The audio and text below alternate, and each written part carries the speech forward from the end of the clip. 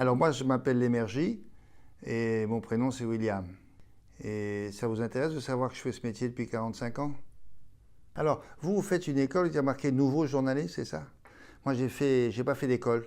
Et si je l'avais fait, ça aurait été une école de l'ancien journalisme, d'accord? J'ai commencé pendant l'été. Je cherchais à faire un petit boulot parce qu'il fallait bien gagner sa vie. Et j'ai fait un stage. J'ai fait un stage, aujourd'hui, ça s'appelle RFI. Vous voyez ce que c'est? À Radio France. C'était des émissions pour l'Afrique. Et il fallait, j'allais dire faire des reportages, pas tout de suite, mais rédiger des petits textes pour les journalistes qui étaient en place. J'apprenais à écrire court et à écrire clair et que ça soit compréhensible. Donc j'ai fait un stage, 1 mois, 2 mois, et puis après ils m'ont viré parce que c'était un stage. Mais je suis revenu par la fenêtre. À l'époque on pouvait. Et je leur ai demandé, est-ce que vous pouvez me reprendre en stage? J'ai dit non, stage c'est pas possible. Et par contre, on peut t'embaucher avec un CDD parce qu'il y a quelqu'un qui est enceinte. Et elle est partie, donc voilà. Et c'est comme ça que j'ai commencé. La jeune femme qui était partie n'est jamais revenue. Elle a élevé son enfant et moi j'ai commencé tout doucement. Et on obtenait, quand on n'a pas fait d'école, une carte de presse au bout de 3 ans. Quand pendant 3 ans on avait fait exercer une fonction de journaliste, on avait droit à une carte de presse. Et un jour, j'ai eu une carte de presse bleu, blanc, rouge. J'étais fou de joie. Je l'ai presque mis autour du cou pour que tout le monde la voie. J'étais très, très, très fier. Et alors là, j'ai fait la radio et la télé, c'est parce que j'ai regardé la télé et avant ça, j'avais fait brièvement des études de cinéma. Et donc, j'aimais l'image. Mais bon, pour trouver du boulot comme assistant, c'était très difficile. Et donc j'ai fait ce stage et j'ai fait de la radio. Sauf qu'il n'y avait pas d'image. Mais bon, il n'y avait pas le choix. Mais je gardais ça en tête. Et donc j'ai été présenter des projets à Jacqueline Joubert. C'était la patronne des émissions pour la jeunesse. Et je lui ai proposé des émissions que j'aurais aimé regarder et qui n'existaient pas. Alors j'ai fait une émission comme ça pour les jeunes, une émission de jeux pour des enfants dans Récréa 2. On est dans les années 77, quelque chose comme ça. Et c'est comme ça que j'ai commencé à faire de la télé. Je présentais une émission C'était un petit jeu, quoi. On m'a donné des responsabilités pour organiser l'émission. C'était des émissions, il y en avait toute la semaine à 19h sur France, enfin Antenne 2, et puis il y en avait surtout le mercredi. Et l'émission du mercredi, ça durait, ça commençait à quelle heure? À 16h? Non, un peu plus tôt. Ça durait 2 heures, quoi. Et donc il fallait en mettre des trucs. Et c'était du direct. Et donc au bout d'un certain temps, ça m'intéressait. J'ai demandé si je pouvais participer à la production. Et puis ça ne leur a pas déplu, moi non plus. Et donc j'en suis devenu le responsable. Et donc après, c'est moi qui produisais Récréa 2. Et puis tout est parti de là, quoi. Après la production de Récréa 2, ils sont venus me chercher pour animer Télématin. Après avoir animé Télématin pendant 2 ans, on est venu me chercher pour présenter le journal de 13h. Et ainsi de suite. Jusqu'à ici. L'émission d'aujourd'hui, c'est un magazine assez traditionnel parce que il appartient à un genre. C'est ce qu'on appelle des magazines de vie quotidienne. Ça existe dans la presse écrite. C'est-à-dire ça concerne tous les aspects de la vie des gens. Et plus particulièrement la consommation au sens large. La consommation, c'est ce qu'on mange, certes, mais c'est l'habitat, et puis la santé. Et puis, on y a ajouté le droit. Quels sont vos droits? La nutrition, c'est-à-dire les bons produits. Donc, tout ce qui fait que, avec un magazine comme ça, vous arrivez à traverser la journée d'un individu ou d'une famille. Mais c'est une émission de conseil. Ça a toujours existé, ça, à la télévision, à la radio aussi, d'ailleurs. Autrefois, il y avait des émissions à la radio le matin qui duraient presque 2 heures. Où l'animatrice ne parlait que de ça.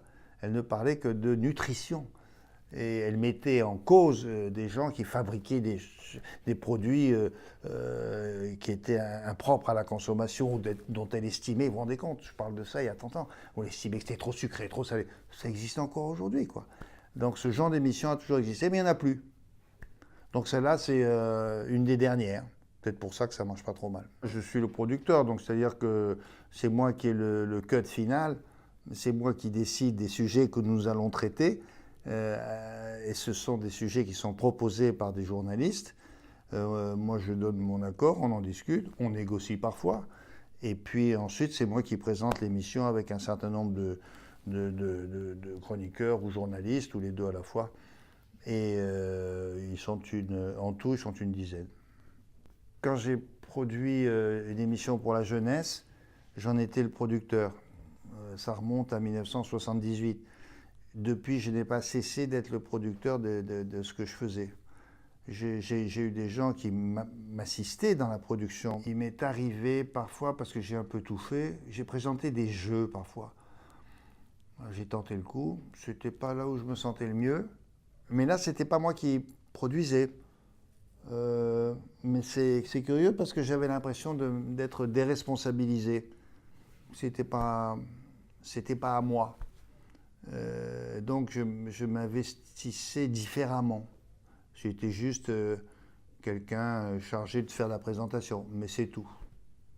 Donc j'ai toujours souhaité produire mes propres émissions. Oui.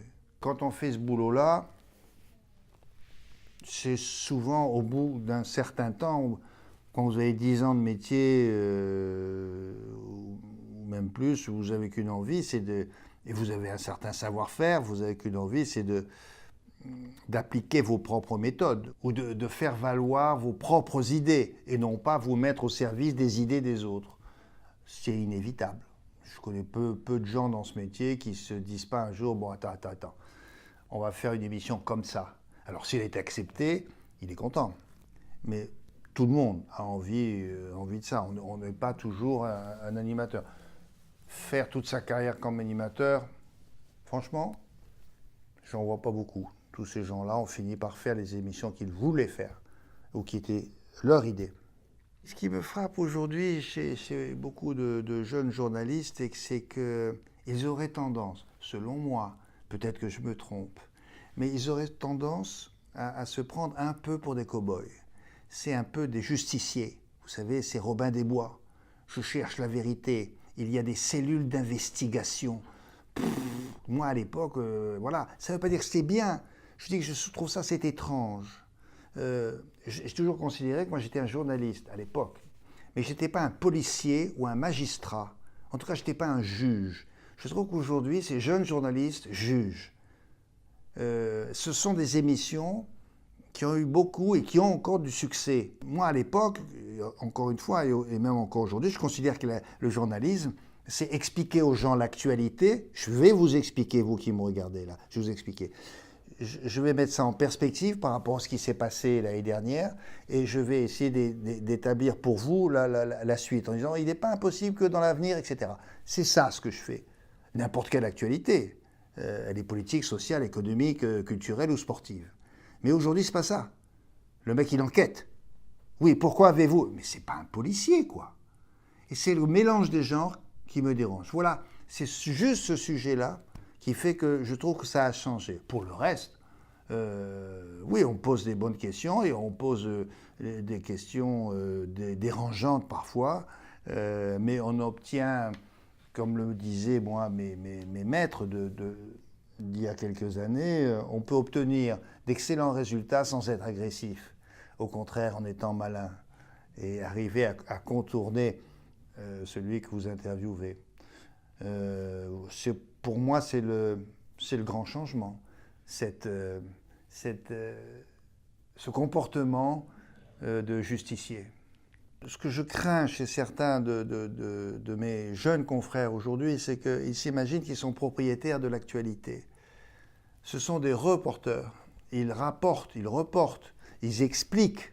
On a besoin je veux dire, un bon journaliste, c'est comme un bon dictionnaire. je feuillette à la page, je ne sais pas, grève, et je vais trouver tout ce qu'il y a comme grève ce mois-ci, et pourquoi, comment, voilà. Et je leur recommande de ne pas se prendre pour l'actualité. Ce n'est pas vous qui faites l'actualité. On a souvent vu des journalistes qui étaient frustrés. Ils étaient là, mais ils auraient aimé aussi, les journalistes économiques, devenir des grands hommes d'affaires. Ben vas-y, journaliste, c'est autre chose. C'est que tu analyses le problème, tu poses les bonnes questions, tu fais des synthèses et tu expliques à tes lecteurs ou à tes téléspectateurs. Ça, c'est pour moi un bon journaliste. Mais celui qui est là, dont je sens très bien ça va pas, quoi.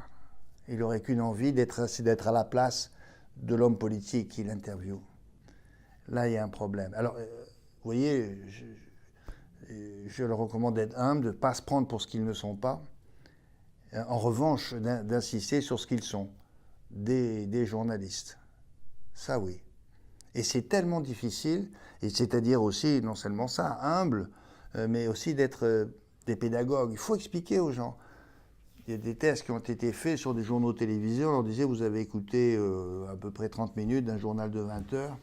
Vous aviez 17, 18 sujets qui ont été traités. Voici les mots qui ont été employés. Est-ce que vous les connaissez tous? Les mecs faisaient semblant, mais en réalité, ils ne connaissaient pas tous. Donc, je vous demande d'être pédagogue. Expliquez bien les choses. Ça ne veut pas dire prendre tout le monde pour des crétins. Ça veut dire, ils n'ont pas toujours le temps, ces gens-là. Vous vivez de ça. Vous aimez le journalisme. Mais eux, c'est simplement un moment de la journée. C'est le moment, le matin ou le soir, où on m'apprend des choses qui se passent dans la vie, là. Et puis basta. Votre vie, c'est le journalisme. La leur, c'est pas le journalisme. Donc il faut leur expliquer. Il faut prendre son temps. Et il faut pas non plus considérer que sans vous, le monde aurait du mal à tourner. C'est exactement l'inverse. Le monde tournerait très bien sans nous. En revanche, et c'est là que ces jeunes journalistes, parfois, mettent le doigt où ça fait mal, c'est en disant, il se passe quelque chose ici, là, vous ne l'avez peut-être pas remarqué. Mais là, je vous indique que ces gens-là ont des problèmes, et c'est celui-là là, qui est le responsable. Ça, c'est pas mal. Mais il ne faut pas en faire une loi absolue. C'est un des aspects du métier. Mais ce n'est pas que le métier. Mais ça, c'est vrai que ça existe aujourd'hui, ça existait moins autrefois. Cette façon de mettre le doigt et d'expliquer pourquoi ça ne marche pas. Pourquoi ce type-là, dont on est en train d'être devant lui particulièrement admiratif, en fait, c'est un escroc. Mais qui l'a dit? Ben, ce journaliste qui a enquêté. Ah, c'est pas mal ça. Vous voyez, les mots sont les mêmes. C'est bizarre. J'enquête, je suis un journaliste. Mais j'enquête, je suis un juge d'instruction. Mais il ne faut pas que l'un se prenne pour l'autre.